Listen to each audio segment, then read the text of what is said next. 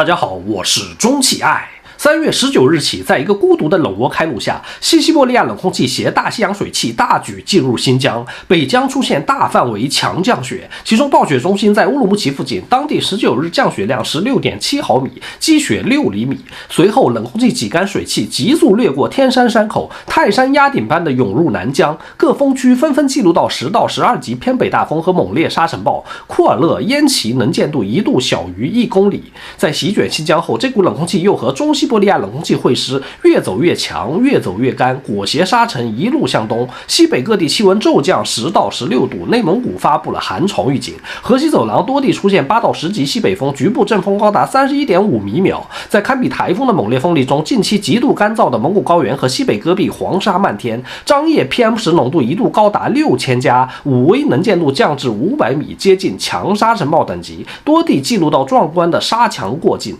为此，中央气象台已在3月21日早晨6点将沙尘预警进一步升级为黄色。目前沙尘已经顺风飘至甘肃定西、陕西榆林、山西朔州、内蒙古乌兰察布一线。未来2天，北方各地都要与沙为伴。就在北方沙尘来袭的同时，得到春天召唤的强盛暖湿气流也在大举涌入南方。长江流域从16日起就雨水接连不断，特别是最近3天降水不断增大，今年以来最大范围、最大强度的强对流天气开始出现。3月21日早晨，江西永修1小时降水30毫米，3小时就达到了暴雨量级。长三角也是雨下整夜，上海、杭州都达到了大雨量级。在最近10天的全国降水量分布图上，江南已不再是少雨的空洞，而是全国降水的中心。经历了严重旱情的鄱阳湖正以每天20厘米的速度涨水，截至21日下午已经重回7米急枯水位之上。当然，这些雨水暂时和华南、西南无关。在中南半岛干热空气的作用下，云南、广西、海南、贵州迅速出现高温天气。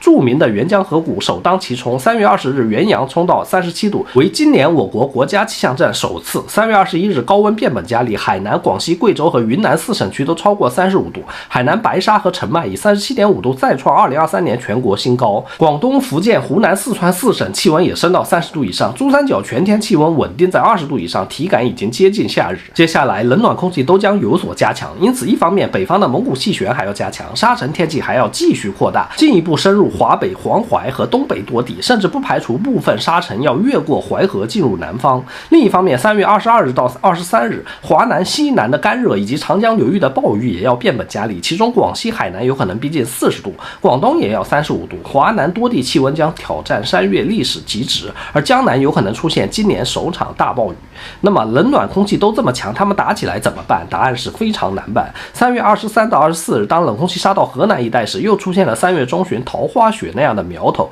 不过这一次有3个不同：第一，由于水汽被南方暴雨吸走大半，因此本次的降雪范围明显缩小，仅限河南、陕西、山西山区，平原地区有可能不下雪。第二，还是因为水汽不足的原因，山区的降雪量也将减小，一般就是小到中雪，局部大雪。第三，缺少前期大升温的铺垫，此次冷空气降温幅度也将减小。不过，当冷空气进一步南下，3月24日抵达江南和华南时，那水汽就巨多无比了。因此，一方面，江南暴雨带将随冷空气南压，给炎热华南浇上大到暴雨。在降雨和冷空气的双重作用下，多地气温将迅猛下降。譬如说，南宁、广州、海口都出现了10度以上的降温趋势，雨越下越冷，把30多度下成10几度，把盛夏下成了早春，把你的短袖下成长袖，让你的衣服完全晾不干。而这就是典型的倒春寒。不仅广东，南方朋友都需要做好防寒、防潮、防感冒的充分准备。好了，感谢收看本期节目。世界气象日即将到来，3月21日晚，中气爱和风雨江已经在南京大学做了一个分享。3月23日下午13点30分，复旦大学周文教授、汤旭教授将做特别讲座，主题是全球变暖和极端天气。届时，中气爱微博将进行直播，欢迎大家到时收看。建议关注中气爱并一键3连，我们下期节目见。